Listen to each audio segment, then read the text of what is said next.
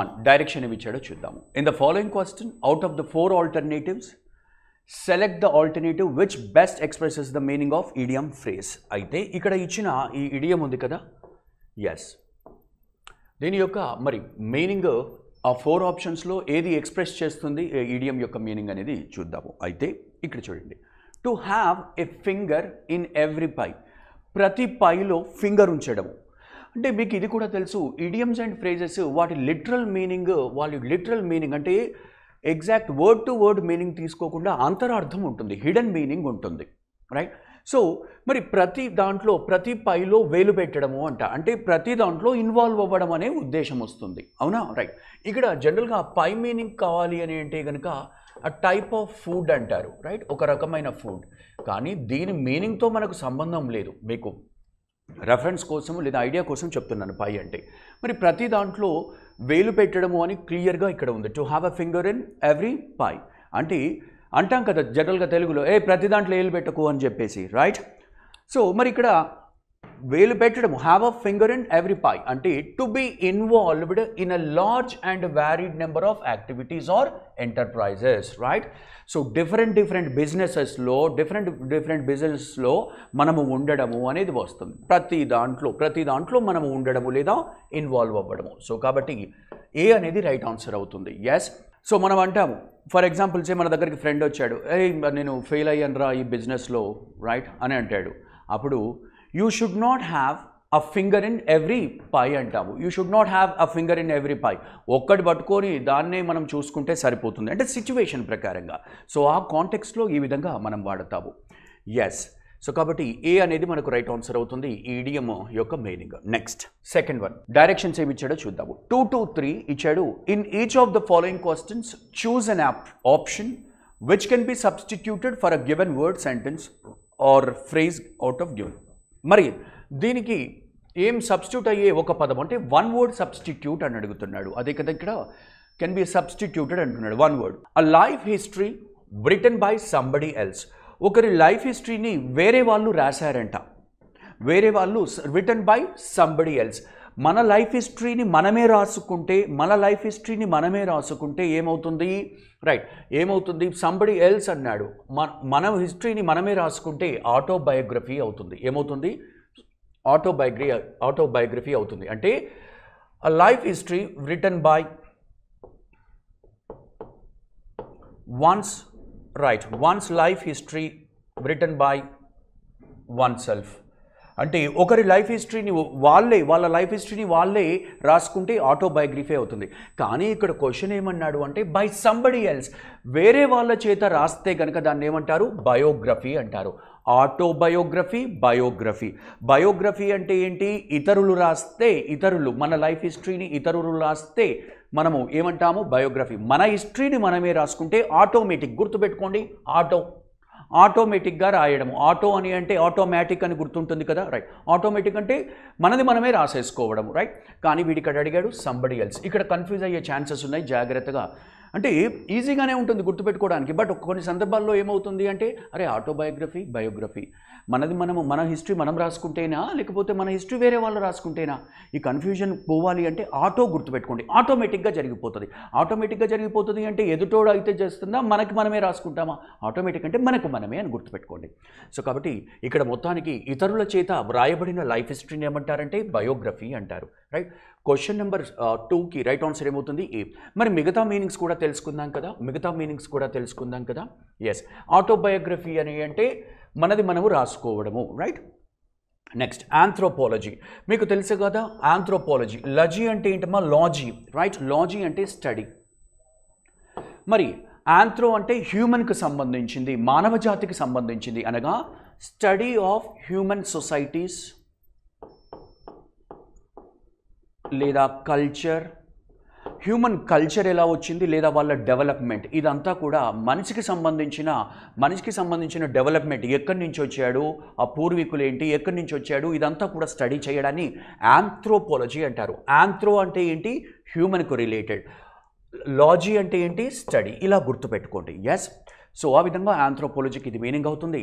Next ornithology అంటే పక్షుల గురించి స్టడీ చేయడము, study of birds, study of birds, పక్షుల గురించి స్టడీ చేయడాన్ని. లాజీ అంటే ఏంటి? స్టడీ అనుకున్నాం కదా. ఆర్నో లేదా ఆర్ని అంటే ఏంటి? బర్డ్స్. గుర్తుపెట్టుకోండి. ఎస్. సో ఈ విధంగా మొత్తానికి for question number 2 answer is what? A. మిగతా వర్డ్స్ కూడా మీనింగ్ గుర్తుపెట్టుకుంటే బాగుంటుంది. నెక్స్ట్ క్వశ్చన్ నెంబర్ 3, మళ్ళీ అదే డైరెక్షన్ కదా, 2 to 3 అదే వచ్చాడు కాబట్టి question number 3, the act of murder of a human being. Human బీయింగ్ను చంపడాన్ని ఏమంటున్నారు? హ్యూమన్ బీయింగ్ను చంపడాన్ని ఏమంటారు అంటే హోమిసైడ్ అంటారు. ఏమంటారు? హోమిసైడ్. హోమిసైడ్ అంటే ఇదేంటంటే killing of a man by a man. ఒక మనిషి చంపడాన్ని ఏమంటారు? హోమిసైడ్ అంటారు. ఒక మనిషిని ఇంకొక మనిషి చంపడాన్ని, దాన్ని హోమిసైడ్ అంటారు. అదే మరి సూసైడ్ ఏంటి? సూసైడ్ అంటే మనకు తెలుసు, కానీ స్పెల్లింగ్ గుర్తుపెట్టుకోండి. వాడు ఏమంటున్నాడు తెలుసా? Suicide స్పెల్లింగ్లో SUCIDE. సైడ్ అంటే చనిపోవడం, కిల్లింగ్ అని అర్థం. గుర్తుపెట్టుకోండి. CIDE ఉంది అంటే కిల్లింగ్ అని అర్థము. అయితే ఇక్కడ ఇలా SUCID అంటున్నాడండి. వినడానికి కరెక్ట్గానే ఉంటుంది సూసైడ్, కానీ ఐ మిస్ అవుతుంది. క్లియర్గా ఇది గుర్తుపెట్టుకోండి. సూసైడ్ అంటే ఏంటి అంటే టేకింగ్ లేదా taking once own life. Killing once own life అంటే సూసైడ్ అంటే తన జీవితాన్ని తనే చంపేసుకోవడం లేదా తీసేసుకోవడము అంటారు. సూసైడ్ అంటే మనందరికీ తెలిసిన విషయమే. ఎస్. నెక్స్ట్ మరి మ్యాట్రిసైడ్ అంటే ఏంటి? ప్యాట్రిసైడ్ అంటే ఏంటి? రైట్. మ్యాట్రిసైడ్ అంటే తల్లిని చంపడాన్ని, ఒకరి యొక్క తల్లిని చంపితే దాన్ని మ్యాట్రిసైడ్ అంటారు. సైడ్ అంటే చంపడమే కదా, CIDE చంపడం. మ్యాట్రీ అంటే మదర్కు సంబంధించింది. Killing of one's own mother. సొంత తల్లిని చంపుకోవడాన్ని ఏమంటారు అంటే మ్యాట్రిసైడ్ అంటారు. తండ్రిని చంపడాన్ని ప్యాట్రిసైడ్ అంటారు. ఏమంటారు? తండ్రిని చంపడాన్ని. Killing of one's own father. Mother, ఎములో మదర్ ఉంటుంది, మదర్. ప్యాట్రియార్కల్ సొసైటీ అని విన్నారా? ప్యాట్రియార్కల్ సొసైటీ అంటే పురుష ఆధీనత ఉన్న వాటిని ఆధీనత అని అంటాం కదా, ఆధిక్యము అని అంటాం కదా. ప్యాట్రీ అంటే పురుషుడు అని గుర్తుపెట్టుకోండి. సో ఫాదర్ గుర్తుంటుంది కదా, ఫాదర్. సైడ్ అంటే చంపడము. సో ఈజీగా గుర్తుంటుంది. మొత్తానికి క్వశ్చన్ నెంబర్ 3కి రైట్ ఆన్సరు హ్యూమన్ బీయింగ్ను చంపడాన్ని హోమిసైడ్ అంటారు. ఏమంటారు? హోమిసైడ్. ఇంకా మిగతా వాటికి కూడా అర్థాలు తెలుసుకున్నాము. నెక్స్ట్ క్వశ్చన్ నెంబర్ 4కి వెళ్దాం కదా. క్వశ్చన్ నెంబర్ 4 డైరెక్షన్ ఇచ్చాడో ఒకసారి చూద్దాం. In following question a sentence has been given, direct or indirect speech. Out of the 4 alternatives suggested, select the one which best expresses the same sentence in indirect speech. మరి sentence direct speech నుంచి indirect స్పీచ్కు, మరి లేదా indirect speech నుంచి direct స్పీచ్కు convert చేయమన్నాడు. మరి question ఇచ్చాడు 4th question. Jyoti said to her sister, comma inverted కామాస్లో the RBI is India's central bank అంటున్నాడు. ఆర్బీఐ అనేది ఇండియా యొక్క సెంట్రల్ బ్యాంక్ అంట. ఆర్బీఐ అనేది ఇండియా యొక్క సెంట్రల్ బ్యాంక్. ఇండియా యొక్క సెంట్రల్ బ్యాంక్ ఏంటి? క్వశ్చన్. ఇండియా యొక్క సెంట్రల్ బ్యాంక్ ఏంటి? ఆర్బీఐ. సరే, ఈ మాట జ్యోతి వాళ్ళ సిస్టర్తో అంది. మరి దీన్ని వీడు ఎందులోకి మార్చమంటున్నాడు? మరి కామాతో ఉంటే, మొదటి భాగము కామాతో ఉంటే, రెండవ భాగము ఇన్వర్టెడ్ కామాస్లో ఉంటే, if the first part is separated by comma and the second part is return in inverted commas, we call it direct speech. We call it what? Direct speech. ఇక మరి డైరెక్ట్ స్పీచ్లో ఉంటే ఏం చేయాలి? ఇండైరెక్ట్ స్పీచ్లోకి రాయాలి. అయితే ఇక్కడ చూస్తే మనకు కొన్ని విషయాలు చెప్తాను చూడండి. మనకు దీనికంటే ముందు కొన్ని విషయాలు చెప్తాను సో దాట్ మీకు హెల్ప్ఫుల్ ఉంటుంది. ఏంటి అంటే మరి డైరెక్ట్ స్పీచ్ అంటే కామాతో సపరేట్ అయిన భాగం ఉంటుంది, ఇన్వర్టెడ్ కామాస్లో ఒక సెంటెన్స్ ఉంటుంది. మరి దీన్ని ఇండైరెక్ట్ స్పీచ్లోకి కన్వర్ట్ చేయాలి అంటే ఈ రెండు భాగాలను కూడా, అంటే పై రెండు సపరేట్గా ఉన్న భాగాలను కూడా ఒకటిగా రాస్తాము. అయితే ఒకవేళ మొదటి భాగములో గుర్తుపెట్టుకోండి, ఒకవేళ మొదటి భాగములో మనకు సెడ్ 2 కనిపించింది అనుకోండి, సెడ్ 2 కనిపించింది అనుకోండి, అది రెండవ భాగంలో ఏమవుతుంది, రెండవ భాగంలో టోల్డ్ అవుతుంది. ఏమవుతుంది, టోల్డ్. ఒకవేళ మొదటి భాగములో ఉట్టి సెడ్డే కనిపించింది, అప్పుడు రెండవ భాగములో సెడ్డే అవుతుంది. ఏమవుతుంది, said. Is this clear? Right. Said 2 ఏమవుతుందండి, టోల్డ్ అవుతుంది. మరి సెడ్ ఉంటే సెడ్డే అవుతుంది. ఈ పాయింట్ గుర్తుపెట్టుకోండి. మరి సెడ్ ఉంటే టోల్డ్గా మలచకండి. అనగా ఎందులో మనకు మొదటి భాగంలో సెడ్ ఉందనుకోండి, మరి అనగా ఇండైరెక్ట్ స్పీచ్లో కూడా సెడ్గానే వాడాలి. ఎస్, ఈ పాయింట్ గుర్తుపెట్టుకోండి. సరే, ఇది ఈజీగానే ఉంది. నెక్స్ట్, మరి ఈ విధంగా ఇవి అసర్టివ్ సెంటెన్స్ అంటే ఫుల్ స్టాప్ సెంటెన్స్ వచ్చినప్పుడు ఈ విధంగా. మరి ఈ కామాతో సపరేట్ అయింది, కామా తీసేసి ఇక్కడ యూజువల్గా కంజంక్షన్ ఏం వాడుతున్నాము, దట్ వాడుతున్నాము. ఎప్పుడు ఫుల్ స్టాప్ సెంటెన్స్ అంటే అసర్టివ్ సెంటెన్స్ ఉన్నప్పుడు దట్. అది క్వశ్చన్ మార్క్ సెంటెన్స్ ఉన్నప్పుడు ఇఫ్ ఆర్ వెదర్ వస్తుంది. ఇది మనం క్లాస్లో క్లియర్గా తెలుసుకునే ఉంటాము. క్వశ్చన్ మార్క్ సెంటెన్స్ ఉందనుకోండి, ఇన్వర్టెడ్ కామాస్లో ఫుల్ స్టాప్ లేకుండా క్వశ్చన్ మార్క్ కనబడితే ఇక్కడ దట్ వాడకుండా ఇఫ్ ఆర్ వెదర్ వాడాలి. లేదు, క్వశ్చన్ మార్క్ కనిపించి WH పదాలు వాట్, వేరు, వెన్ను కనబడితే ఆ పదాలనే యాస్టిక్స్గా రాయాలి. ఇది మనం క్లాస్ రూమ్లో తెలుసుకునే ఉంటాము. అయితే ఇంకా విషయానికి వచ్చే వరకు, మెయిన్ విషయానికి వస్తాను చూడండి. ఇదంతా కూడా మనకు ఈజీగానే గుర్తుంటుంది. మనకు తెలియని విషయం ఏదైనా ఉంది అంటే ఒకసారి చెప్తాను చూడండి. ఏంటి అంటే, రైట్, మరి డైరెక్ట్ స్పీచ్లోనంట, సరే మీరే అన్నారు డైరెక్ట్ స్పీచ్లో 2 భాగాలు ఉంటాయి. Okay, right. మరి ఇది ఒకే భాగంగా మాట్లాడుతున్నాము ఇండైరెక్ట్ స్పీచ్లో, ఇది అందరికీ తెలిసిన విషయమే. అయితే మనం తెలుసుకోవాల్సిన విషయం ఏంటంటే, మరి మొదటి భాగము పాస్ట్ టెన్స్ ఉంటే, మొదటి భాగము past tense said, told, asked etcetera ఉంటే, ఇన్వర్టెడ్ కామాస్లో ఉన్న కాలాన్ని మారుస్తున్నాము. ఇన్వర్టెడ్ కామాస్లో ప్రజెంట్ కాలము అంటే ప్రజెంట్ కాలము ఉంటే కనుక ఇది ఇండైరెక్ట్ స్పీచ్లో ఆ కాలాన్ని ఏం చేస్తున్నాము, పాస్ట్ వాడుతున్నాము. అదే ఇన్వర్టెడ్ కామాస్లో పాస్ట్ ఉంటే, ఇన్వర్టెడ్ కామాస్లో మనకు పాస్ట్ కాలం ఉందనుకోండి, అదే ఇండైరెక్ట్ స్పీచ్లోకి కన్వర్ట్ చేయాలంటే పాస్ట్ పర్ఫెక్ట్ అవుతుంది. ఏమవుతుంది, పాస్ట్ పర్ఫెక్ట్. ఇది కూడా క్లాస్ రూమ్లో తెలుసుకున్నాము. సార్ ఇదేంది సార్, కొత్తదేముంది? కొత్తది ఏమీ లేదు. విషయం ఏంటంటే చెప్తాను చూడండి. మరి కొన్ని సందర్భాల్లో మార్చకూడదు అంటున్నాను. ఏ సందర్భాల్లో అంటే ఇది మైండ్లో ఫిక్స్ చేసుకోండి. ఏం మార్చకూడదు, ఇన్వర్టెడ్ కామాస్లో ఉన్న టెన్స్ మారదు.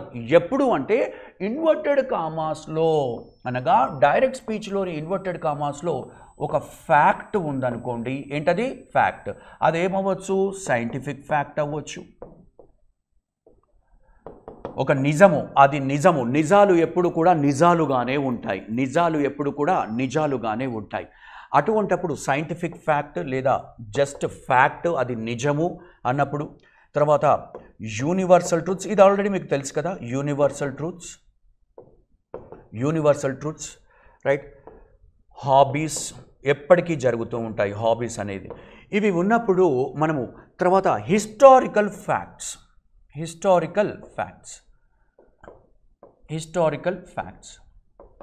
హిస్టరీకి సంబంధించిన ఫ్యాక్ట్స్ కూడా ఉంటే కనుక మరి ఆ ఫ్యాక్ట్ అది హిస్టరీకి సంబంధించవచ్చు, జాగ్రఫీకి సంబంధించవచ్చు, దేనికైనా సంబంధించవచ్చు. ఆ ఫ్యాక్ట్లో మారకూడదండి, టెన్స్ మారకూడదు. ఇది నోట్ చేసుకోండి. మరి ఇది ఈ ఐడియాను బేస్ చేసుకొని మరి ఇక్కడ క్వశ్చన్ చదువుదాము. Jyoti said to her sister, the RBI is India central bank. ఇది ఒక ఫ్యాక్ట్ అండి. RBI అనేది ఇండియా యొక్క సెంట్రల్ బ్యాంక్. ఇది ఫ్యాక్ట్, మారలేదు, రైట్. ఇది మారేది కాదు. కాబట్టి మరి టెన్స్ మారకూడదు. టెన్స్ మారంది ఎక్కడుందండి, RBI వాజ్ అన్నాడు పోయింది, ఈజ్ కరెక్ట్గానే ఉంది కదా. మరి సి, A అండ్ B వెళ్ళిపోయింది. Jyothi told her sister, said to ఏమైంది, టోల్డ్ హర్ సిస్టర్, సరే దట్ వాడాడు, right. The RBI is India central bank అన్నాడు. ఇది కరెక్ట్గా ఉంది. మరి D ఎందుకు రాంగ్ అవుతుందో చెక్ చేసుకుందాము. Told her sister the RBI is India's, ఇక్కడ మనకు కంజంక్షన్ వాడలేదు. ఏం వాడలేదు, కంజంక్షన్ వాడలేదు. సో రైట్ ఆన్సర్ ఏమవుతుందండి, C అవుతుంది. ఏమవుతుంది, C. 2 భాగాలను కలపాలి అంటే యూజువల్గా మనం కంజంక్షన్ ఫుల్ స్టాప్ సెంటెన్సే కదా, దట్ తీసుకున్నాము. Clear everybody? సో కాబట్టి 4th క్వశ్చన్కు రైట్ ఆన్సర్ ఏమవుతుందమ్మా, C. ఇక దాదాపుగా అందరు ఏం చేశారు అంటే మన బుక్ల ప్రకారంగా అరే టెన్స్ ప్రజెంట్ టెన్స్ ఉంటే పాస్ట్ అవ్వాలి కదా, మరి పాస్ట్ చేస్తున్నారు. ఫ్యాక్ట్ అండి, ఇదంతా కూడా ఫ్యాక్టులు. ఫ్యాక్ట్ మారకూడదు, ఫ్యాక్ట్లు మారవు అని అంటారు. ఎస్.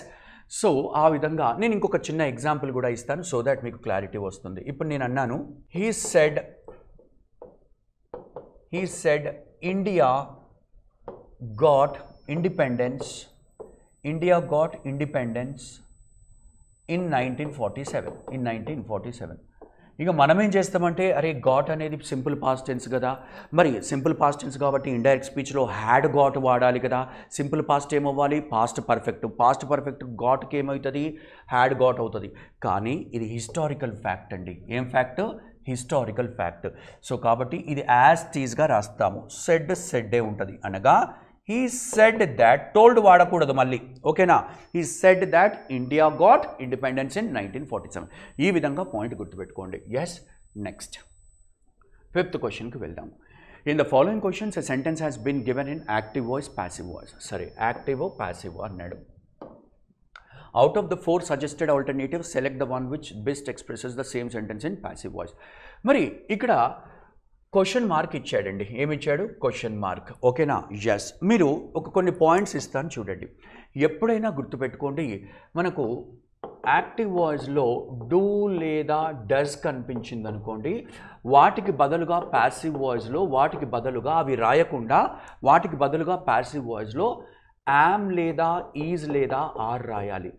అది నెక్స్ట్ యాక్టివ్ వాయిస్లో డిడ్ కనిపించింది అనుకోండి, అనగా ఇవి హెల్పింగ్ వర్బులుగా కనిపించాలి. ఇవి హెల్పింగ్ వర్బులుగా ఉన్నప్పుడు, సహాయక క్రియలుగా ఉన్నప్పుడు మాట్లాడుతున్నాను. ఇలా కనబడితే ప్యాసివ్ వాయిస్లో దీనికి బదులుగా డిడ్కి బదులుగా డిడ్ను రాయకుండా ప్యాసివ్ వాయిస్లో దానికి బదులుగా ఏం రాస్తాము, వాజ్ లేదా వర్ రాయాలి. సార్ ఎలా గుర్తుపెట్టుకోవాలి, డూ లేదా డస్ ప్రజెంట్ కాలమే కదా, మరి యామ్ ఈజ్ ఆర్ కూడా ప్రజెంట్ కాలమే. డిడ్ పాస్ట్ కదా, వాజ్ ఆర్ వర్ కూడా పాస్టే అవుతుంది. సో ఈ విధంగా గుర్తుపెట్టుకోండి. అయితే ఎస్, డూ వచ్చేసింది. డూ అంటే ప్రజెంట్ టెన్స్ అవుతుంది. ఏ టెన్స్ అవుతుందండి, ప్రజెంట్ టెన్స్. మరి డూ ప్లేస్లో మనం ఏమనుకున్నాము, డూ ప్లేస్లో యామ్ ఈజ్ ఆర్. ఇక్కడ చూస్తే you tell a lie, why do you tell a lie. You అనేది ఏమవుతుంది, మనకు సబ్జెక్ట్ అవుతుంది.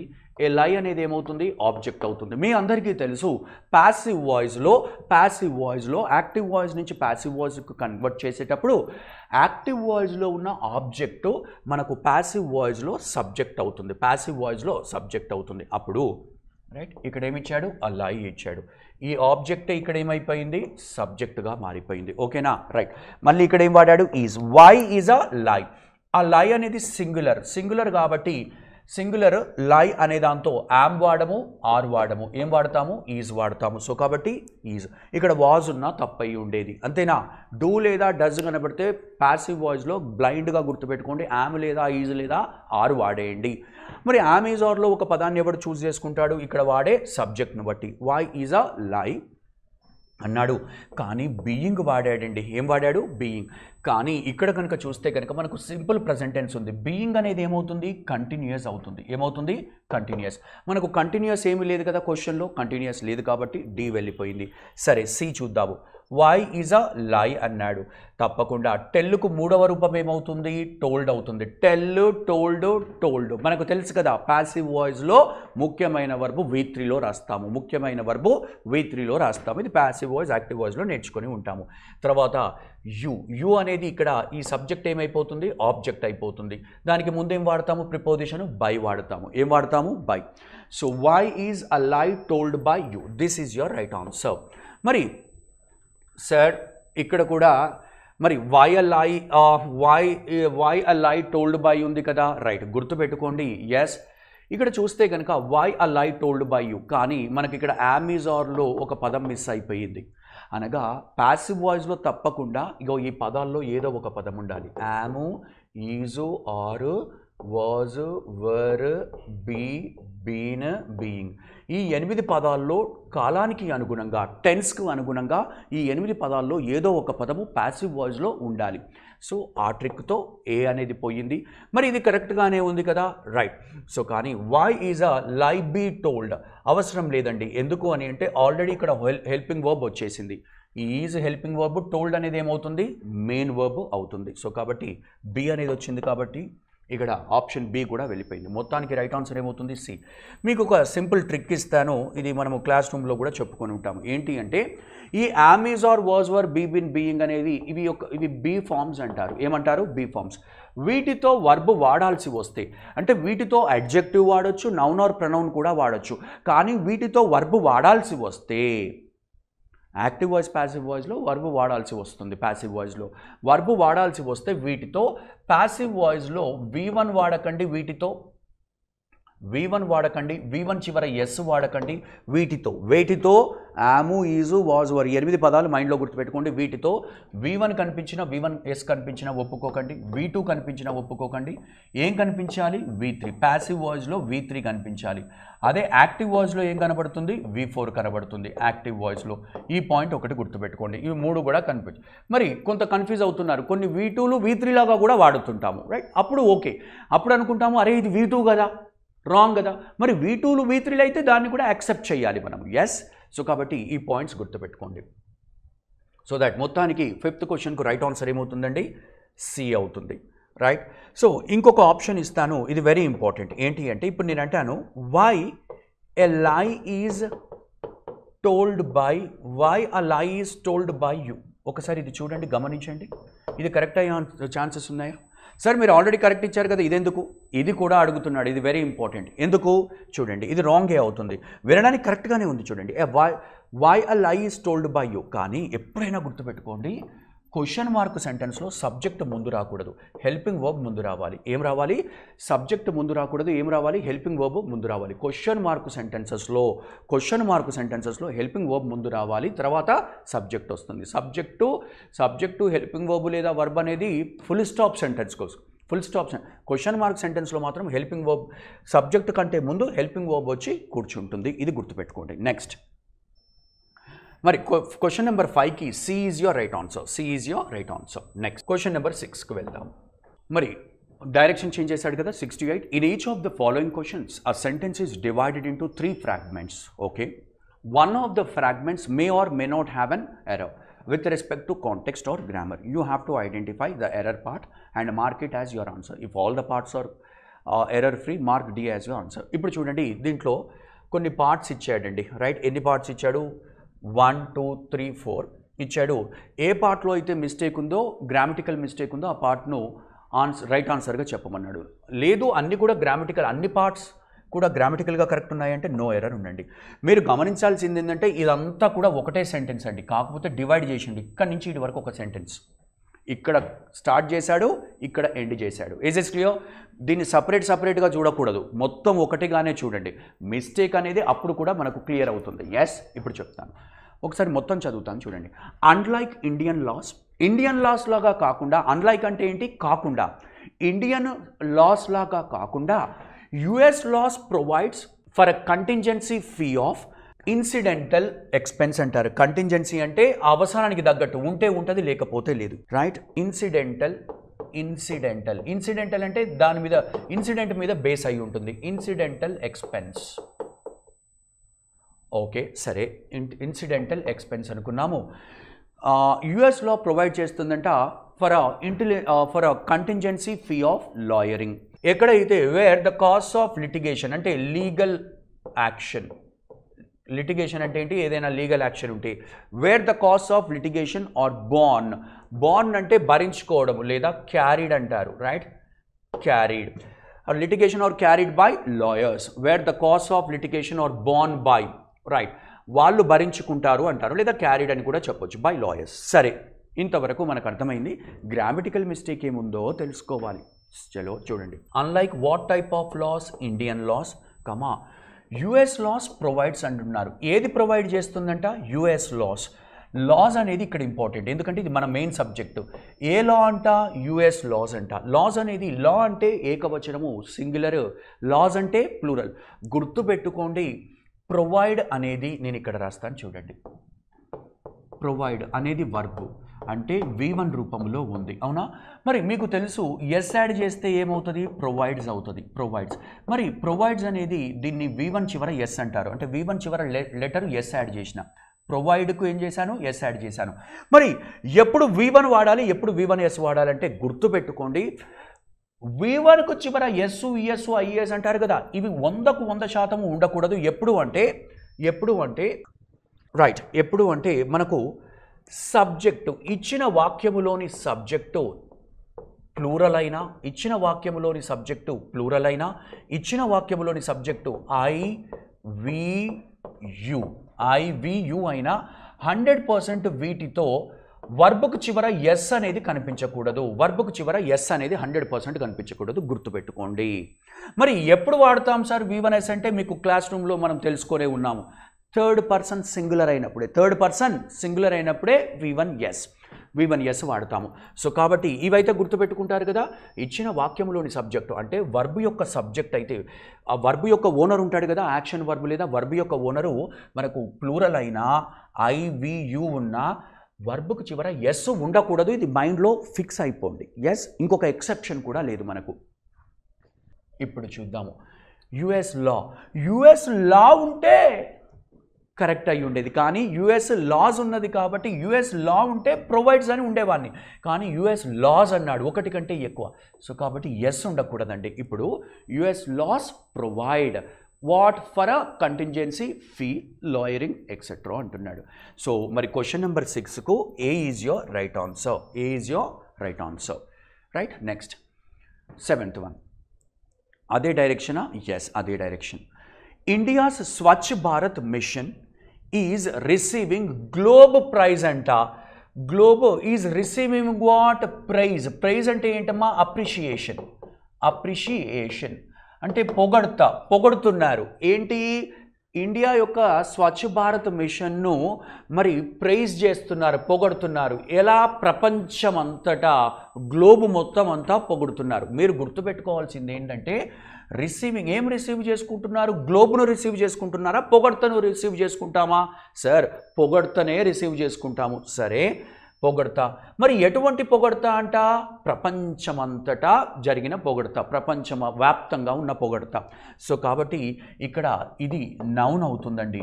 నౌన్ను మాడిఫై చేసేది, నౌన్ గురించి మాట్లాడేది లేదా నౌన్ను మాడిఫై చేసే పదము అడ్జెక్టివ్ అవుతుంది. ఏమవుతుంది? అడ్జెక్టివ్.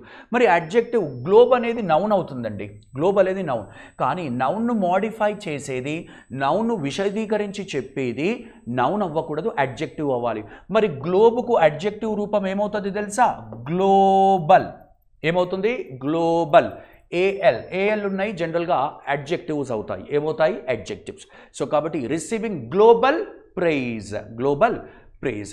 సో కాబట్టి గుర్తుపెట్టుకోండి, నౌన్ను మాడిఫై చేసి, ఒక నౌన్ ఉంది అనుకుందాము, ఆ నౌన్ను మాడిఫై చేసేది, ఆ నౌన్ను డిస్క్రైబ్ చేసేది లేదా మాడిఫై చేసేది అడ్జెక్టివ్ అవుతుంది. ఏమవుతుంది? అడ్జెక్టివ్ ఉండాలి. Yes.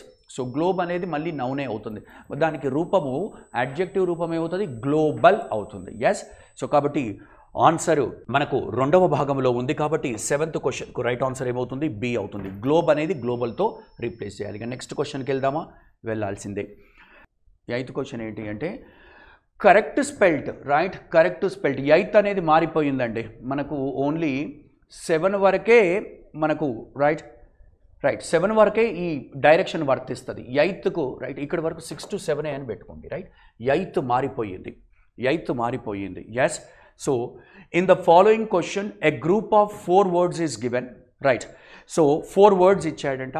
In the group 1 word is correctly spelled, find the correctly spelled అన్నాడు. ఒక్కటే పదము కరెక్ట్ స్పెల్లింగ్తో ఉన్నదంట, అంటే మిగతా అన్ని రాంగ్గా ఉంది. సపరేషన్ అన్నాడు. ఎప్పుడైనా గుర్తుపెట్టుకోండి, SEPA సెపా లేదా సపా, సెపరేషన్ అనకూడదు, సెపరేషన్ అని అంటాము. రైట్, సో ఇక్కడ సపరేషన్ అన్నాడు. SA సా, రైట్, సే అనాలి. రైట్, సో సే ఇలా గుర్తుపెట్టుకుంటే, ఇలా పలికినప్పుడు కూడా గుర్తుపెట్టుకుంటే మనకు స్పెల్లింగ్ కూడా తడుతుంది. Right, separation. డి అనేది రైట్ ఆన్సర్ అవుతుంది. రైట్, అదే సెపరేషన్ అని అంటాము. అదే నేను అంటాను డీవియేషన్, DEVI, డీవియేషన్. మరి ఎగ్జామ్లో DI ఇస్తున్నాడు, రాంగ్ అవుతుంది. Deviation, DEVI. ఇవి చిన్నగా కన్ఫ్యూజ్ అవుతూ ఉంటాం కదా, ఈలు ఐలు వాడే చోట ఈ ఎప్పుడు వాడాలి, యు ఎప్పుడు వాడాలి, ఇవి చాలా కన్ఫ్యూజ్ అవుతున్నారండి. అంటే మీరు ఏం చేయాలి అంటే ఇవన్నీ కూడా మైండ్లో లాక్ చేసుకొని పెట్టుకోవాలి.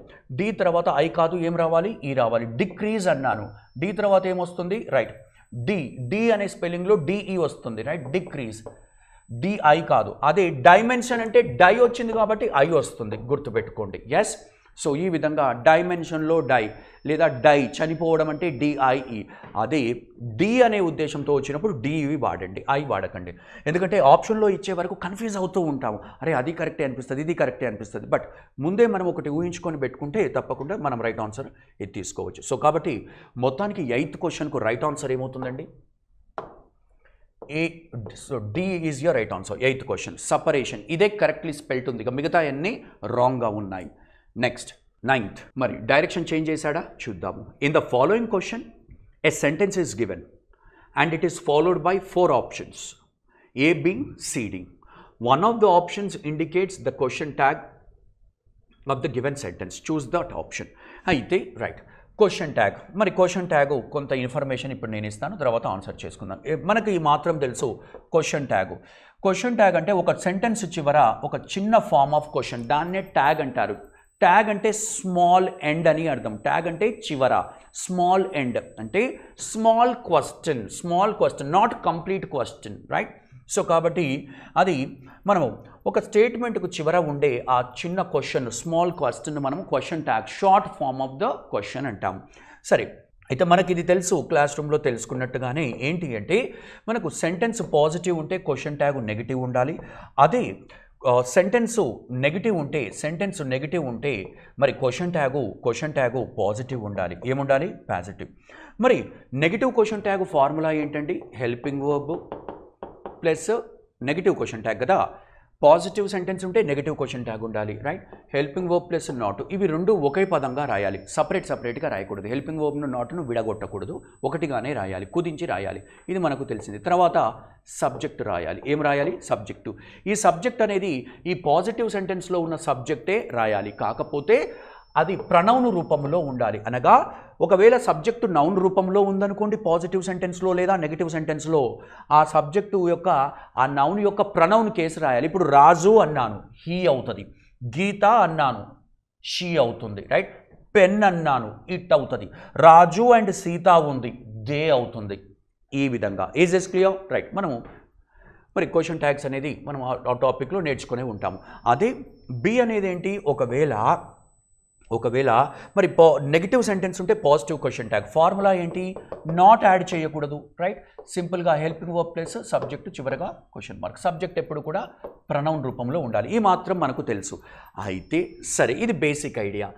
చలో, మరి ఈ హెల్పింగ్ వర్బ్ అనేది ఎక్కడి నుంచి తెచ్చుకుంటాము? హెల్పింగ్ వర్బ్ అనేది మనకు పాజిటివ్ సెంటెన్స్లో ఏదైతే హెల్పింగ్ వర్బ్ ఉంటుందో అదే హెల్పింగ్ వర్బ్ను మనం రాస్తాము, అంటే కాలం మారకుండా.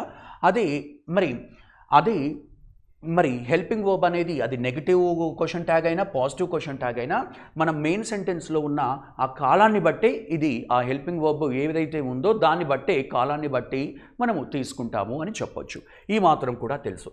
సరే, నెక్స్ట్ తెలుసుకోవాల్సింది ఏంటి అంటే, ఎప్పుడైనా గుర్తుపెట్టుకోండి, ఇచ్చిన సెంటెన్స్లో మనకు నథింగ్, సంథింగ్,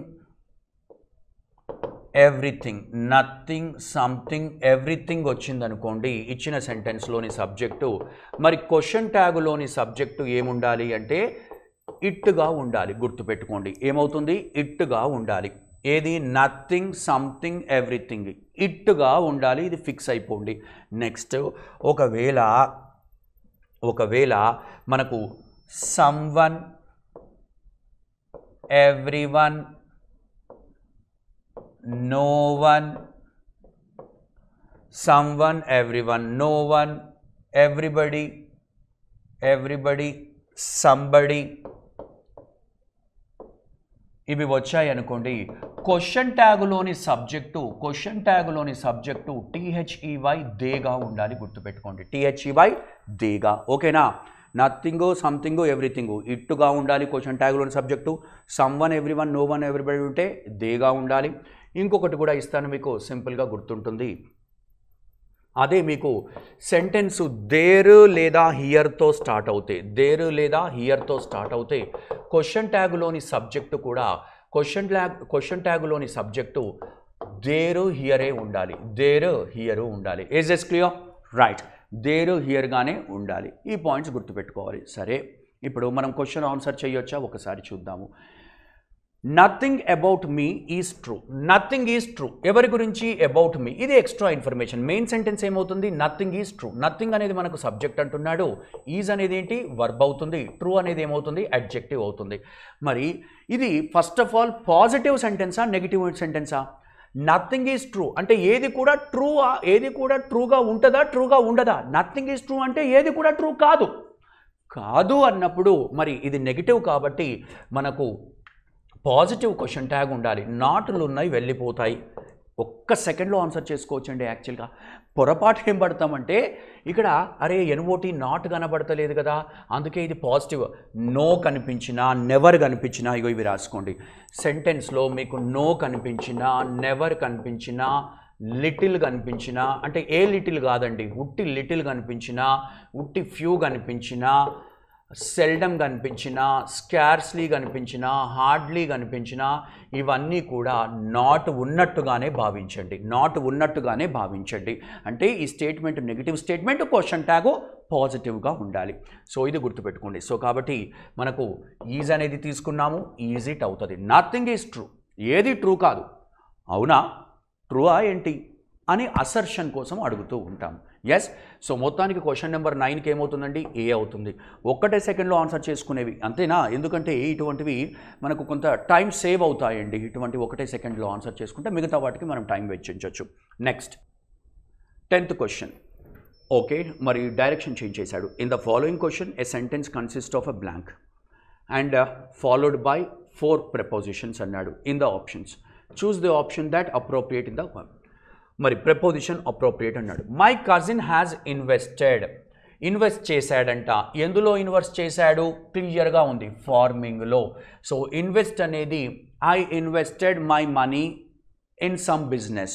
ఇంటూ కాదు, ఇన్ వాడతాము. ఇన్వెస్టెడ్ వచ్చినప్పుడు జనరల్గా ఏం వాడతాము? ఇన్ వాడతాము, రైట్? సో ఒక బిజినెస్, రైట్? ఫార్మింగ్ అనేది ఏంటి అనుకున్నాము? బిజినెస్. ఏదైనా బిజినెస్ ఇన్వెస్టెడ్ టర్మ్ ఉంటే మనము ప్రెపోజిషన్ ఏం వాడతామండి? ఇన్ వాడతాము, రైట్? సో కాబట్టి మనకు రైట్ ఆన్సర్ ఇన్వెస్టెడ్కి ఏమవుతుంది? ఇన్ అవుతుంది. ఇంకొన్ని పదాలు కూడా చెప్తాను, గుర్తుపెట్టుకోండి. ఇంట్రెస్టెడ్. ఇంట్రెస్టెడ్ అనే వర్బ్తో కూడా మనకు ఐఎన్ ఇన్ వస్తుంది. I am interested in mathematics, I am interested in politics, right? So ఈ విధంగా ఇన్ వాడండి ఇంట్రెస్టెడ్తో. మరి ఇక్కడ ఈ ఇన్ అనేది మరి ఇక్కడ ఇంట్రెస్ట్ అనేది ఎందుకు వాడుతున్నాము సార్ అని అంటే ఇవి రెగ్యులర్గా మనము వింటూ ఉంటాము. అంటే కాంపిటేటివ్ ఎగ్జామ్స్లో ఇవి వస్తున్నాయి. ఇంకొన్ని పదాలు కూడా ఇస్తాను చూడండి, రైట్? అదే మ్యారీడ్ అనే తర్వాత బీవై బై వాడకండి. ఏం వాడండి? TO2 వాడండి. ఏం వాడండి? TO2. అదే KNOWN, రైట్? KNOWNతో కూడా బై అనే ప్రిపోజిషన్ వాడకూడదు. జనరల్గా ఏం వాడతాము? TO2. అదే బిజినెస్కు ఏదైనా ప్రొఫెషన్కు సంబంధించింది అంటే ఫర్ కూడా వాడచ్చు, నోన్తో. He is known for painting, he is famous for painting అంటాం కదా. బట్ యూజువల్గా చూడండి, ఒక మనిషికి రిలేటెడ్గా ఉంటే ఏం వాడండి? TO2. మ్యారీడ్ అనేది కూడా మనిషికి రిలేటెడ్గా ఉంటే ఏంటి? Rama is married by Sita కాదు, Rama is married to Sita. I am known by you కాదు, I am known to you, right? So ఈ పాయింట్స్ అన్నీ మనకు గుర్తుపెట్టుకుంటే కొంత ఈజీగా ఉంటుంది. ఎస్. సో నెక్స్ట్ ఏమి ఇచ్చాడు? డైరెక్షన్ ఒకసారి చదువుదాం. ఓకే, క్లియర్గా ఉంది. Read the following passage carefully and answer the questions that follow, right? Passage reading comprehension ఇచ్చాడండి, రైట్? సో ఒక ఐడియా తీసుకోవాల్సిందే. మనం డైరెక్ట్ క్వశ్చన్ టు ఆన్సర్ వెళ్ళొచ్చా అంటే పాసిబిలిటీ దాదాపుగా తక్కువగా ఉంటుందండి. ఈజీగా ఉన్నప్పుడు చేయొచ్చు, ఏది? స్టాటిస్టిక్స్ నెంబర్స్, స్టాటిస్టికల్గా డేటా ఇచ్చినప్పుడు చేయొచ్చు. బట్ కొన్ని క్వశ్చన్స్ ఏంటంటే ఇన్ఫరెన్స్ అడుగుతున్నాడు, మొత్తం చదివితేనే వాడు ఐడియా వస్తుంది. ఎస్. సో ఒకసారి చదవడానికి ట్రై చేద్దాము. ఏమన్నాడు? India's economic fortunes continue to be tied to the sharply fluctuating price of oil, right? ఏంటి అంట? ఇండియా యొక్క ఎకనామిక్ ఫార్చ్యూన్స్ అంట కంటిన్యూ అవుతున్నాయంట. దేనిపైన అంటే ఈ ఫ్లక్చువేటింగ్ ప్రైస్ ఆఫ్ ఆయిల్ అంటే మన అదృష్టాలన్నీ కూడా, అంటే దేశ భవిష్యత్తు. ఎకనామిక్ అంటే ఏంటమ్మా? మనీ రిలేటెడ్ కానీ, ఫినాన్స్ రిలేటెడ్ కానీ, మరి ఆర్థిక వ్యవస్థ, ఇండియా యొక్క ఆర్థిక వ్యవస్థ ఇక దేనిపైన? ప్రైస్ ఆఫ్ ఆయిల్ పైనే ఫ్లక్చువేట్ అవుతూ ఉంటుంది కదా, దానిపైనే మన ఎకనామిక్ అనేది డిపెండ్ అవుతుంది. అదే అదృష్టం పైన ఉంటుంది అనేది చెబుతున్నాడు. సరే, ఫుల్ స్టాప్ అన్నాడు. At a gathering of prominent oil ministers, prominent అంటే ఏంటమ్మా, ఇంపార్టెంట్, సిగ్నిఫికెంట్గా ఉన్నవాళ్ళు, ఇంపార్టెంట్, ఫేమస్, ఇంపార్టెంట్ లేదా ఫేమస్, ఇంపార్టెంట్ అంటే మోస్ట్ ఇంపార్టెంట్ అంటాము, prominent, he is a prominent leader అంటాము, అంటే ఇంపార్టెంట్ పేరున్న. సరే, ఎట్ అ గ్యాదరింగ్ అంట, కలిసిన చోట, ఎవరు, of prominent oil ministers in New Delhi on Monday, prime minister Narendra Modi urged అంటే రిక్వెస్టెడ్, రైట్, అడిగాడు, urged oil producing countries to reduce the cost of energy in order to help, aid అంటే ఏంటండి, హెల్ప్ చేయడం, in order to help the global economy in its path towards recovery. అయితే ఈ oil ministers ఉన్నారు కదా, ఈ oil ministers న్యూఢిల్లీలో మరి గ్యాదర్ అయినప్పుడు నరేంద్ర మోడీ ఏం చెప్పాడంట, అతను అడిగాడంట ఎవరిని, ఆయిల్ ప్రొడ్యూసింగ్ కంట్రీస్ను, దేనికి, to reduce cost of energy. ఆ ఎనర్జీ అంటే ఏంటమ్మా, potential energy, nothing but oils, crude oils, ఇవన్నీ కూడా మరి తగ్గించండి, దేని కొరకు అన్నాడు, in order to help the global economy, ఆ గ్లోబల్ ఎకానమీని హెల్ప్ చేయడానికి, in its path towards recovery, ఆ రికవరీ అయ్యే దిశగా కొంత ఆయిల్ ఎనర్జీ వాటిపైన కొంత తగ్గించండి అని అన్నాడంట. ఎవరికి అర్జీ చేశాడు, ఆయిల్ ప్రొడ్యూసింగ్ కంట్రీస్కి. సరిపోయింది.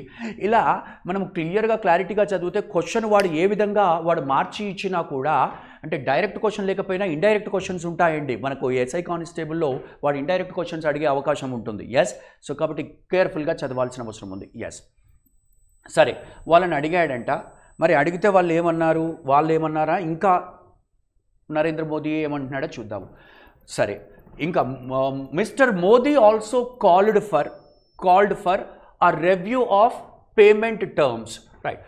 Mister Modi also called for, దేనికి, ఆ రివ్యూ ఆఫ్ పేమెంట్ టర్మ్స్ను రివ్యూ చేద్దాము అని. ఇదివరకు కొన్ని పేమెంట్ టర్మ్స్ ఉన్నాయి, బట్ దాన్ని ఒకసారి మార్చుదామా, రివ్యూ చేసుకుందాము అనే దానికి మరి పిలుపునిచ్చాడంట. డిమాండింగ్, మళ్ళీ దేన్ని డిమాండ్ చేస్తూ, demanding the partial use of the rupee instead of the US, demanding the partial use of the rupee instead of the US రూపీని అంటే యుఎస్ డాలర్ను వాడే కంటే మరి కొంత రూపీని కూడా పార్షియల్గా యూజ్ చేద్దాము అని మరి ఆ పిలుపునిచ్చాడంట మోదీ. నెక్స్ట్ ఎవరికి, ఆ ఇంటర్నేషనల్ వాళ్ళు ఉన్నారు కదా, ఇక్కడ ఉంది కదా, ఎవరు, ఆయిల్ ప్రొడ్యూసింగ్ కంట్రీస్కు, అది కూడా చెప్పాడంట. ఓకే, సరే, ఏమన్నాడు, rupee instead of the US dollar to pay for oil. Okay, in order to, మరి దాన్ని ఎందుకు అడుగుతున్నాడు, ఎందుకు డిమాండ్ చేశాడు, రూపీ పార్షియల్గా రూపీని కూడా యూజ్ చేసుకోమని. ఎందుకు అంటే, in order to is the burden on oil importing countries, right. So అంటే ఎవరైతే ఆయిల్ ఇంపోర్ట్ చేస్తూ ఉంటారు కదా, ఆయిల్ ఇంపోర్టింగ్, ఎవరైతే మనం ఇంపోర్ట్ చేసుకుంటాం, ఎక్స్పోర్ట్ కాదు, ఆయిల్ ఇంపోర్ట్ కంట్రీస్ మీద, ఇప్పుడు ఇండియా ఉన్నది, ఇంకా మిగతా కంట్రీస్ కూడా ఉన్నాయి, ఆయిల్ ఇంపోర్ట్ చేసుకున్న కంట్రీస్ మీద బర్డెన్ అనేది కొంత రిలాక్స్ అయిపోతుంది అనేది. In the Wake of the strengthening of the dollar, countries in the Wake of the strengthening of the dollar, మరి ఈ విధంగా మనకు ఆ డాలర్ని ఇంకా స్ట్రెంథన్ చేయాలి అనే ఉద్దేశంతో మరి కొంత ఆ బర్డెన్ అనేది ఆయిల్ కంట్రీస్ మీద తగ్గిపోతుంది అనే ఉద్దేశంతో. Next, with well over 80% of its oil demand, of its oil demand being met through imports, right. ఏమన్నాడు, 80% of its oil demand being met through imports తర్వాత ఈ 80% అనేది మీట్ అవుతున్నామంట. India clearly has a lot at stake. Stake అంటే ఏంటమ్మా, danger అని అర్థము. స్టేక్లో ఉంది అని అంటే డేంజర్లో ఉంది. A lot at stake as oil prices have risen by much as 70% in rupee terms in the last 1 year, right. Already oil prices అనేది as much as 70% in rupee terms increase అయిపోయాయంట. Rise అయిపోయాయంటే increase అయిపోయాయి last 1 year. Notably notice చేసే విధంగా, speaking at the same event, Saudi Arabian Energy Minister Khalid right. So notably speaking at the same event, అదే ఈవెంట్లో Saudi Arabian energy minister oil minister ఏమన్నాడంటే, Saudi Arabian minister Khalid Falih refused to openly commit to lower oil prices. అంటే oil ప్రైజెస్ను ఏం చేశాడు మోడీ, తగ్గించండి అన్నాడు. కానీ ఇతను ఒప్పుకోలేదంట. ఓపెన్గానే మరి ఏది ఆయిల్ ప్రైజెస్ తగ్గిద్దాము అనేదానికి కమిట్ అవ్వడానికి ఓపెన్గానే రెఫ్యూజ్ చేశాడంట, ఒప్పుకోలేదంట. Opting instead to say that, ఏమంటున్నాడు ఇంకా దానికి బదులుగా ఇంకేమన్నాడంట, to say that the price of oil could have been much higher but for the efforts taken by his country to boost supply.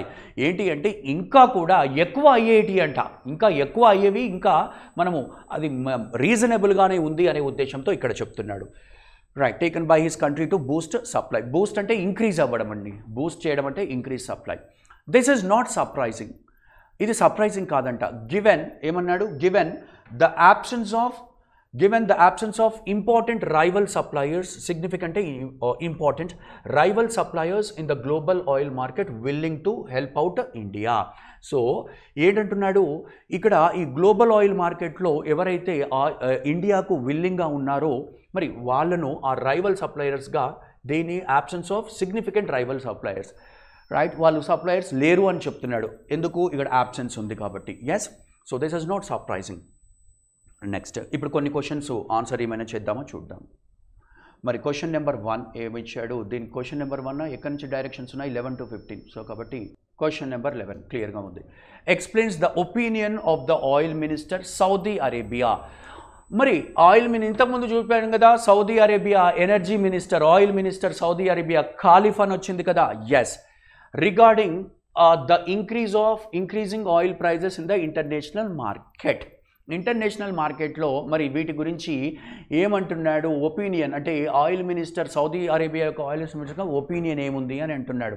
మీరు చూస్తే కనుక right, there is no chance that oil prices అంటే refuse చేశాడు, తగ్గిపోతుంది అని, తగ్గిపోతుంది lower అంటే oil prices తగ్గుతాయి అనే దానికి రెఫ్యూజ్ చేశాడు, ఎందుకంటే ఇంకా ఎక్కువ కానుండే అంటున్నాడు. సో కాబట్టి ఆ ఒపీనియన్ అనేది మనకు 11th క్వశ్చన్ డీలో ఉందండి. 11th క్వశ్చన్ ఇందులో ఉంది డి. ఒకసారి చూస్తే there is no chance that oil prices will come down in the near future, and actually everybody should thank Saudi Arabia that the oil prices are not higher than the present rates, right? So kabatti much higher undalsunnadi, but ఏంటి అంటే ఇంకా తగ్గే ఉన్నాయి, రీజనబుల్గా ఉన్నాయి ఇంతకు ముందు అనుకున్నాం కదా. Right, so D would be our right answer. Next question number 12. Okay, which among the following is the reason that India is very much concerned with oil prices in the international market? So reason ఏంటి, దేనికి India అనేది చాలా పట్టింపుతో ఉందంట, దేనికి, with the oil prices in the international market. International మార్కెట్లో మరి ఈ ఆయిల్ ప్రైస్ గురించి ఎక్కువగా ఫోకస్ ఎందుకు చేస్తుంది, ఏది రీజన్, ఎందుకు ఎక్కువగా వరీ అవుతుంది. కన్సర్న్ అంటే మన వరీ, ఏదైనా మనము ఇబ్బంది ఉంది అంటే దాని మీద ఫోకస్ పెడుతూ ఉంటాము, అది మన కన్సర్న్ అవుతుంది. సరే, ఏమంటున్నాడు, India is a leading producer of oil and also a leading economy in the country, thereby should have strong hold over the dynamics. India is a leading producer of oil anta. అసలు oil ఎప్పుడైనా produce చేసిందా, passage ప్రకారంగా import చేసుకుంటుందండి, import చేసుకుంటుంది, right. So కాబట్టి ఇది wrong అవుతుంది. Next, the global oil prices should not be more than that in the global oil prices should not be more than that in India. India కంటే, ఇండియాలో ఉన్నదానికంటే ఎక్కువ ఉండొద్దంట. అండ్ అంటే ఇండియాలోనే ఎక్కువ ఉండాలంట. Should not be more than in India, ఇండియాలో ఉన్న దానికంటే ఎక్కువ ఉండొద్దంట. And that is why India must know the prices prevailing. Prevailing అంటే ఏంటి, spreading in the international market. ఇది కాదండి, రైట్. వీళ్ళ వరి ఏమంటున్నాడు, తగ్గించాలి అంటున్నాడు. సో కాబట్టి బి రాంగ్ అవుతుంది. India imports the majority of its oil demand, okay, and that is why the prices in the international market affect the economy of the country.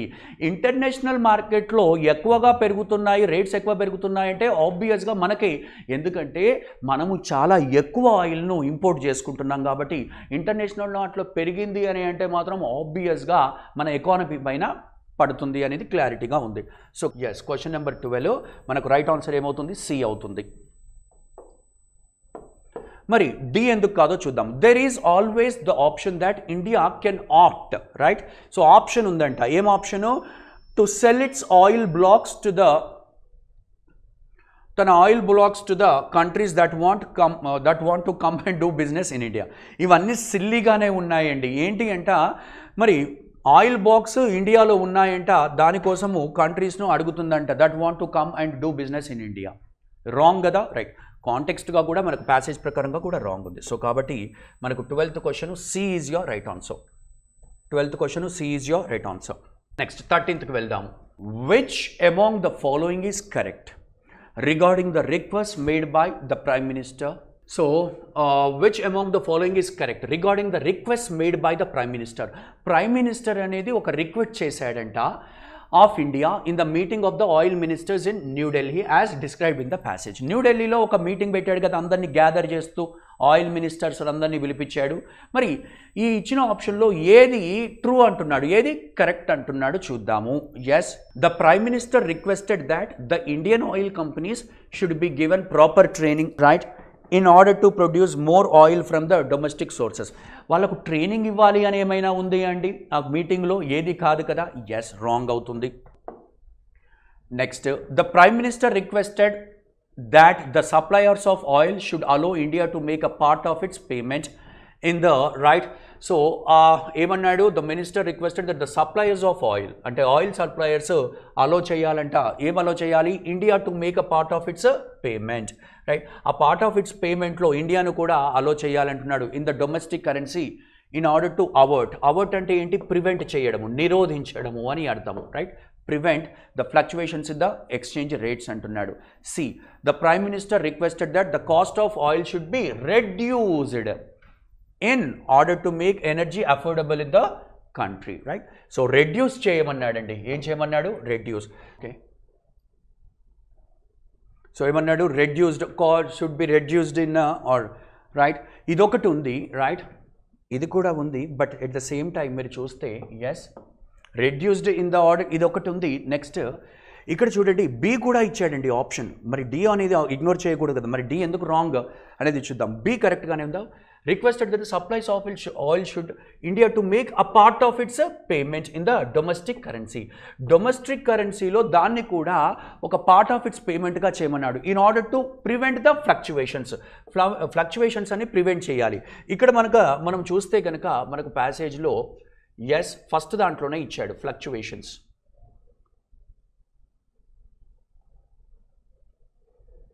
Yes, ఎక్కడ చూద్దాము. So in order to prevent the fluctuations, right, ఏమన్నాడు? This is not surprising. Okay, సరే. Prominent oil ministers New Delhi Narendra Modi urged countries to reduce, ఇదైతే ఒక point. ఏది? Reduce the cost of energy in order to aid the, ఇదొకటి ఉంది. Next, review of payments demanding the part of the rupee of the US dollar to pay for it in order to ease burden of the countries met through India clearly a lot అన్నాడు 70%. తర్వాత Saudi Arabia అన్నాడు. తర్వాత yes, ఇక్కడ fluctuations గురించి మనకు ఎక్కడ ఇచ్చాడో ఒకసారి చూద్దాం, సో దాట్ మనకు క్లియర్గా ఇన్ఫర్మేషన్ అనేది వచ్చేస్తుంది. ఎస్, సో ఫస్ట్ పార్ట్లోనే మనం ఒక్కసారి చదవడానికి ట్రై చేయాలి. Yes, so India's economic fortunes continue to be tied to the sharply fluctuating price of oil. ఇక్కడ ఫ్లక్చువేటింగ్ అనేది ఇచ్చాడు. ఎట్ అ గ్యాదరింగ్ ఏమన్నాడు? On Monday minister Narendra Modi urged, right, to reduce and to cost of energy in order to aid the global economy in its path towards recovery అన్నాడు. So కాబట్టి instead of dollar to pay oil in order to is the burden Wake of the strengthening of the dollar, right. Demand met through input. India clearly a lot stake have risen by as much as 70% in US, right? Sorry, in rupee terms in the right. So కాబట్టి మనకు ఈ information ప్రకారంగా మనం ఏం తీసుకోవచ్చండి? Yes,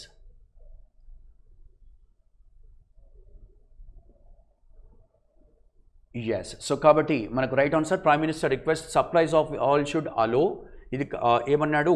both B and C అన్నాడు కదా. Yes, ఇది అవుతుంది. తర్వాత సి. సో రైట్ ఆన్సర్ ఏమవుతుంది?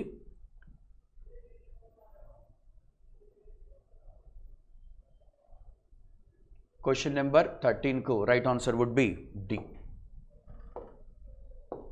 Both B and C. Next 14th question. Which among the following is a long-term solution offered by the author in order to address the energy supply related issues prevailing in India? Long-term solution అన్నాడండి. ఏమన్నాడు? Long-term solution offered by the author. ఏంటి మరి long term author offer చేశాడంటే ఒక long term solution. ఈ oil మనం import చేసుకుంటూ ఉన్నాము, కానీ మనకు లాంగ్ టర్మ్లో అంటే మనం ఫ్యూచర్లో కూడా మనం కావాలి అని అంటే కనుక ఆ ఆఫర్ అనేది ఏమి ఇచ్చాడు, ఆఫర్ ఏం చేశాడు అనేది ఒకసారి చూద్దాం. Yes, India's policy makers now face the difficult task of safely steering driving అని అర్థము. స్టీరింగ్ అంటే economy in the midst multiple external headwinds అంటే ఏంటంటే ఆపోజిట్ డైరెక్షన్లో గాలి వీచడం. అంటే మనం ఇలా వెళ్తూ ఉంటాం, గాలి వీలుస్తుంది అంటే మనము ఫ్రంట్ వర్డ్కు వెళ్ళేది ఆపేస్తూ ఉంది, right? So opposing the motion oppose చేస్తూ ఉంది, మనం ముందుకు వెళ్ళని ఎట్లా. సరే, for one the current account deficit అంటే తగ్గుదల, వైడెన్ టు డాష్ ఎక్సెట్రా అన్నాడు. మరి ఇక్కడ వీడు లాంగ్ టర్మ్ అనేది ఎక్కడ ఇచ్చాడో ఒకసారి చూద్దాము.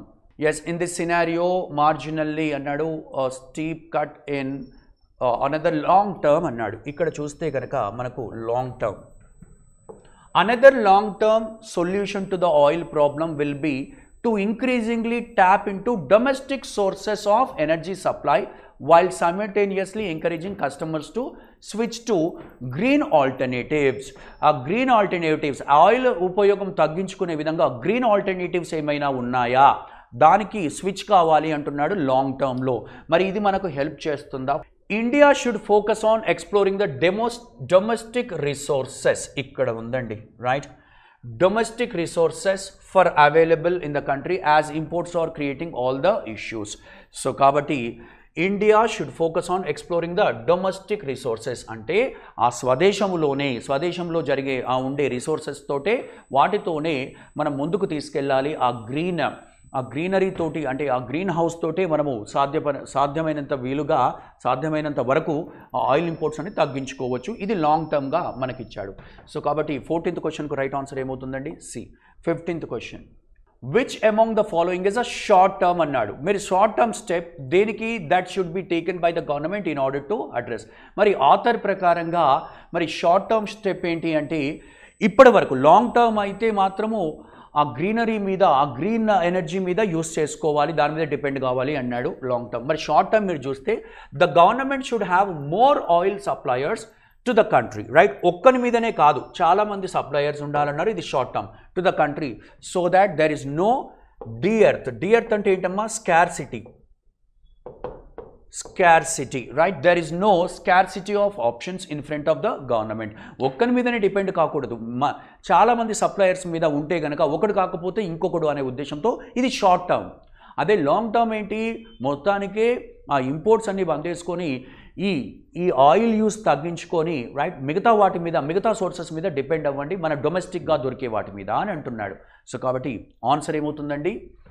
D would be a right answer. Next మరి క్వశ్చన్ నెంబర్ 16, డైరెక్షన్ చేంజ్ చేశాడండి. ఓకే, డైరెక్షన్ చదవండి. In the following question a sentence is given with a blank. There are 4 words given below each sentence. Choose the phrases among the 4 options that suitably fits the. మరి fill in the బ్లాంక్ను ఇచ్చిన వాటితో మరి fill చేయమంటున్నాడు. అప్రోప్రియేట్గా, context తగ్గట్టుగా ఉండాలి. I have to dash my notes once again అని అంటున్నాడు. మరల ఒకసారి నా నోట్స్ను తిరిగేయాలి అంటున్నాడు. I have to dash my notes once again to make sure. మరి ఇక్కడ ఈ ఇన్ఫర్మేషన్ ప్రకారంగా ఇటు వెనక్కి వెళ్దాం. To make sure I have learned all important details before the exam. So ఆ నోట్స్ అనేది ఇంకొకసారి ఏదో చెయ్యాలంట. దేనికి? ఎగ్జామ్ ముందుకు అన్నీ నేర్చుకునే విధంగా. ఎగ్జామ్ ముందు అంతా నేర్చుకున్నాను అని కన్ఫర్మేషన్ కోసము ఒక్కసారి నోట్స్ అంతా తిరగవేయాలి. అంటే మళ్ళీ ఏమంటున్నాడు? తిరగవేయాలి అని అంటున్నాడు. ఆ నోట్స్ త్రూగా వెళ్ళాలి. చూడండి, స్టాండ్ ఫర్. మరి స్టాండ్ ఫర్ వస్తుందా అండి? స్టాండ్ ఫర్ అంటే సపోర్ట్ చేయడం. ఏంటది? సపోర్ట్. ఇచ్చిన నోట్స్కి ఏమైనా సపోర్ట్ చేస్తామా? కాదు, చదవాలి. ఆ నోట్స్ని అంతా కూడా మరొకసారి చదవాలనే ఉద్దేశం వస్తుంది. ఎలా? ఎగ్జామ్కు ముందు నేను అంతా నేర్చుకున్నాను అనేది ఒక కన్ఫర్మేషన్ ఉండాలి అంటే మనం ఏం చేయాలి? నోట్స్ను మళ్ళీ ఒకసారి రిపీట్ చేసుకోవాలి, రివైజ్ చేసుకోవాలి. ఆ విధంగా ఎక్కడ ఉంది? స్టాండ్ ఫర్ అంటే సపోర్ట్ అండి. సపోర్ట్ అనేది రివిజన్ అనేది లేదు. పుటప్ విత్ అంటే టాలరేట్ చేయడం, టాలరేట్ భరించుకోవడం. I can put up with my disgusting friend లేదా అన్నోయింగ్ ఫ్రెండ్. ఒకడు ఫ్రెండ్ ఏం చేస్తున్నాడు, ఎప్పుడు డిస్టర్బ్ చేస్తూ ఉన్నాడు, వాడిని ఎట్లనో భరించుకుంటున్నాను. I put up with my bad friend, I can put up with my bad friend. I can't put up with అంటే అతనితో నేను భరించలేను ఏమాత్రము. పుటప్ విత్ అంటే ఏంటి, టాలరేట్. ఎక్కువగా ఇది నెగిటివ్లో I can't put up with my bad teacher లేదా బ్యాడ్ స్టూడెంట్, ఏదైనా అంటే అతన్ని నేను తట్టుకోలేను, నేను భరించలేను అనే ఉద్దేశంతో. ఇక్కడ భరించలేను అనేది ఏమైనా వస్తుందా అండి, టాలరేట్ కాదు, చదువుకోవడం అని వస్తుంది. టేక్ ఆఫ్టర్, మరి టేక్ ఆఫ్టర్ మీనింగ్ అంటే ఏంటి, టేక్ ఆఫ్టర్ మీనింగ్ ఏంటి అంటే లుక్ సిమిలర్, ఒకటిగా కనిపించడము, ఒకరు ఇంకోలాగా కనిపించడము. ఫర్ ఎగ్జాంపుల్ సే ఒక కూతురు ఉంది, ఒక తల్లి ఉంది, ఈ కూతురు సేమ్ తల్లిలాగానే ఉంటుంది, అప్పుడు she takes after her mother అంటే తను వాళ్ళ మదర్ ఒకేలాగా ఉంటుంది, దాన్ని మనము టేక్ ఆఫ్టర్ అంటాము. సో కాబట్టి ఇది కూడా కాంటెక్స్ట్ ప్రకారంగా రాంగ్ అవుతుంది. సో ఇక మిగిలింది ఏంటంటే గో ఓవర్ అంటే I have to go over my notes అంటే గో త్రూ మై నోట్స్ అన్నా కూడా కరెక్టేనండి. గో ఓవర్ అంటే మళ్ళీ ఒకసారి రిపీట్ చేసుకోవాలి. I have to repeat my notes అంటే I have to read. Go over అంటే ఏంటమ్మా, చదువుకోవడము, మళ్ళీ ఒకసారి చదువుకోవడము. Go over your book before you write examinations, go over లేదా గో త్రూ అని కూడా వాడచ్చు. సో కాబట్టి రైట్ ఆన్సర్ ఏమవుతుంది, డి. సో ఈ విధంగా మనం ఎలిమినేట్ చేసాము, కరెక్ట్ ఆన్సర్కు వచ్చేసాము, go over. Next question number 70. Direction అదేనా చూద్దాము. In each sentence below one word has been printed in bold. Okay, ఒకటి బోల్డ్లో ఇచ్చాడంట, సరే ఇక్కడ రేర్ ఇచ్చాడు, మరి దాన్ని ఏం చేయమంటున్నాడు, below the sentence 4 options. Okay, 4 options ఇచ్చాడు. Are suggested one of which can replace the word printed in bold without changing the meaning of the sentence, find out the appropriate. అయితే సెంటెన్స్లో బోల్డ్ చేసిన వర్డ్ 4 ఆప్షన్స్లో అదే మీనింగ్ వచ్చేట్టుగా ఏదైనా ఉందా అంటున్నాడు. It is very rare for him, right. It is very rare అంటే ఏంటమ్మా, అరుదు అంటాము, రైట్. నాట్ యూజువల్ రేర్ అంటే ఏంటి, నాట్ యూజువల్, ఇంగ్లీష్లో నాట్ యూజువల్. నాట్ కామన్ మరి నాట్ యూజువల్ అంటే ఏముంది, అన్యూజువల్ ఉంది, right. So it is very rare for him to arrive late in office అంటే అతను చాలా రేర్ అంట, అంటే అతను టైంకు లేట్గా ఎప్పుడు రారంట, అంటే అది చాలా తక్కువ సందర్భం, అంటే ఇక దాన్ని పట్టించుకొని కూడా అవసరం లేదు, అని ఎప్పుడు కూడా టైంకి వస్తాడు. అంటే లేటుగా రావడం అనేది అన్యూజువల్, అంటే యూజువల్ కాదు, అతను ఎప్పటికీ జరిగేది కాదు, జరగంది. రేర్ అంటే కూడా జరగంది. రేర్ అనేది నెగిటివ్ టర్మ్ వస్తుంది. మరి రెగ్యులరు ఇవన్నీ కూడా positive terms. It is different for him to arrival late in office అంటే విరుద్ధంగా ఉంది అనేది, విరుద్ధంగా ఉన్నది అని రేర్ చెప్పదు, రైట్. సో నెగిటివ్ టర్మ్ కాబట్టి అన్యూజువల్ అంటే అతను ఆఫీస్కు లేటుగా వెళ్ళడు, ఆఫీస్గా లేటుగా వస్తుండడం అనేది అన్యూజువల్, యూజువల్ కాదు, అన్యూజువల్, జరగంది.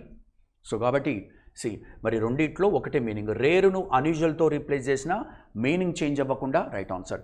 సో కాబట్టి 17th క్వశ్చన్కి ఏమవుతుందండి, C is your right answer. 18th question. Rakesh retained some of the, ఏమన్నాడు, రాకేష్ రీటైన్ చేసుకున్నాడంట some of the things and gave me the rest. కొన్ని థింగ్స్ అనేవి అతని దగ్గర పెట్టుకున్నాడా, మరి కొన్నేమో ఇచ్చేశాడు, గేవ్ మీ ద రెస్ట్, మిగిలినవన్నీ నాకు ఇచ్చాడు. గేవ్ మీద రెస్ట్ అన్నాడండి, గేవ్ మీద ఇచ్చేశాడు, మిగిలినవి. రెస్ట్ అంటే ఏంటి, రెస్ట్ అంటే మిగిలినవి ఇచ్చేశాడు అంటే కొన్ని ఏం చేసుకున్నాడు, అతని దగ్గర పెట్టేసుకున్నాడు అంటే కెప్ట్. రీటైన్డ్ అంటే ఏంటండి, కెప్ట్ అని అర్థం. కాంటెక్స్ట్ ప్రకారంగా కూడా ఆన్సర్ చేసుకోవచ్చు. రీటైన్డ్ మీనింగ్ తెలియకపోయినా కూడా కాంటెక్స్ట్ చదువుకోవాలి. కీవర్డ్ ఇక్కడ ఉండనే ఉన్నది. కీ ఏంటి, గేవ్, మిగిలినవన్నీ ఇచ్చేశాడంటే ఇంకొన్ని ఏం చేసుకున్నాడు, అతని దగ్గర పెట్టేసుకున్నాడు, అతని దగ్గరనే ఉంచేసుకున్నాడు అంటే కెప్ట్, కీప్, నా దగ్గరనే పెట్టేసుకున్నాను. రీటైన్డ్ మీనింగ్ వచ్చేట్టుగా ఏముంది, కెప్ట్. సో కాబట్టి రీటైన్డ్ కెప్ట్తో పెట్టినా కూడా మీనింగ్ ఏమీ చేంజ్ అవ్వదు. ఎస్. సో కాబట్టి సపరేట్ చేశాడు అని కాదు, రైట్. అమ్మేశాడు, రిమూవ్డ్. రీటైన్డ్ మీనింగ్ ఏమవుతుంది, కెప్ట్ అవుతుంది. కాంటెక్స్ట్ ద్వారా కూడా మనం చూసాము, రైట్. సో మీకు తెలుసు కదా, రిమూవ్డ్ అంటే తీసేశాడు, సోల్డ్ అంటే అమ్మేశాడు తీసేశాడు కాదు. మిగతా ఇచ్చేశాడు అంటే ఇంకొన్ని తన దగ్గర పెట్టుకున్నాడు. రీటైన్డ్ అనేది I retained my property but my brother sold his is property. అతను ప్రాపర్టీ చేసుకున్నాడు కానీ నేను రీటైన్ చేసుకున్నాను, అమ్మలేదు, అలానే నా దగ్గర ఉంచుకున్నాను. రీటైన్ అంటే అలానే ఉంచేసుకోవడం. Next, so for question number 18 A is your right answer. Question number 19. There are 4 alternatives that carry the opposite of the words in the bold. అంటే బోల్డ్లో ఉన్నదానికి ఆపోజిట్ అడిగాడు, జాగ్రత్తగా గుర్తుపెట్టుకోవాలి, రైట్. సో అది మనకి ఇక్కడ చూస్తే కనుక బోల్డ్ ఆపోజిట్ అడిగాడు, సింపుల్గా appropriate word that best opposite to the given word అన్నాడు. గివెన్ వర్డ్ ఏంటంటే ఓరల్. ఓరల్గా అంటే ఏంటంటే మనం స్పోకెన్గా వోకల్గా చెప్పడం, ఓరల్గా చెప్పేసాయి అని అంటారు. ఓరల్గా చెప్పాడంటే రాతపూర్వకంగా కాదు, మాటల ద్వారా. ఎస్, రాతపూర్వకంగా కాదు. కానీ ఆపోజిట్ ఏమవుతుందండి? రాతపూర్వకంగా, రిటన్. ఓరల్ అంటే మాటలతో చెప్పేది, ఓరల్గా చెప్పేయడం, రైట్, సౌండ్తో చెప్పేది. అదే మరి ఓరల్ ఎగ్జామ్ ఉంది అంటారు. ఓరల్ ఎగ్జామ్ అంటే రిటన్గా కాదు, మాట్లాడుతూ ఉండడం. సో కాబట్టి ఇవన్నీ కూడా అవే మీనింగ్స్ వస్తాయి, బట్ దీనికి ఆపోజిట్ మీనింగ్ అనేది బి అవుతుంది. B is your right answer. Question number 19 B is your right answer, opposite అవుతుంది. ఎస్. నెక్స్ట్, మరి డైరెక్షన్ ఏమి ఇచ్చాడు 20th క్వశ్చన్కు? అచ్చా, అదే కదా, okay. I said to him, don't read my book. What does the sentence imply? అచ్చా, direction అనేది ఇక్కడనే ఇచ్చాడు. ఏమన్నాడు? 19th డైరెక్షన్ కాదండి, ఏది ఆపోజిట్ అనేది కాదు, ఇక్కడ క్లియర్గా ఇచ్చాడు. What does the sentence imply? ఇక్కడ ఇచ్చిన సెంటెన్స్ అర్థం ఏంటి? ఇంప్లాయ్ అంటే దాని అర్థం ఏంటి అంటున్నాడు. I said to him, don't read my book. నా బుక్ను చదవకు అంటున్నాడు. Don't read my book. Advise ఇస్తున్నాడా? ఒపీనియన్ చెప్తున్నాడా? ఫార్బిడెన్సా? యాంగరా? అనగా యాంగర్ అంటే కోపాన్ని ప్రదర్శిస్తున్నాడా? సార్ మరి ఎట్లా తెలుస్తుంది? ఏమంటున్నాడంటే అది చెయ్యకు అంటున్నాడు. ఏది చెయ్యకు? నా బుక్ చదవకు అంటే ఒక పని చెయ్యకు. అంటే చెయ్యకు అంటే అతన్ని నిరోధిస్తున్నాడు. నిరోధించడము అంటే ప్రివెంట్. ఏంటమాది? ప్రివెంట్. ఫార్బిడెన్స్ అంటాము. ఏమంటాము? ఫార్బిడెన్స్. ఫార్బిడెన్స్ అంటే ఒకరు ఒక పని చెయ్యకుండా అడ్డుపడము. I forbid. ఎగ్జాంపుల్ ఇస్తాను చూడండి. ఇది ఫార్బిడెన్స్ అనేది ఏమవుతుందమ్మా? నౌన్ అవుతుంది. అదే వర్బ్ ఏమవుతుంది? I forbid my brother to pluck the flowers. ఈ సెంటెన్స్ ఒకసారి చూడండి, right. I forbid my brother to pluck the flowers అంటే అతను ఫ్లవర్స్ తెంపడం నుండి ప్రివెంట్ చేశాను. అంటే ఫ్లవర్స్ తెంపకుండా అడ్డుపడ్డాను అని అర్థము. ప్రివెంట్, ఫార్బిడ్ అనేది. సో కాబట్టి ఫార్బిడెన్స్ అవుతుంది. ఏమవుతుందండి? ఫార్బిడ్ లేదా ఇక్కడ వర్బ్ అవుతుంది ఫార్బిడ్. అదే ఫార్బిడెన్స్ అనేది ఏమవుతుంది? మనకు ఏఎన్సీతో ఎండ్ అయింది కాబట్టి నౌన్ ఫామ్ అవుతుంది. సో కాబట్టి మొత్తానికి question number 20th C right answer అవుతుంది. Don't read my book. అడ్డుపడుతున్నాడు, forbiddance. Is is clear? Right మా. So I think we are done with all the questions. Yeah, thank you.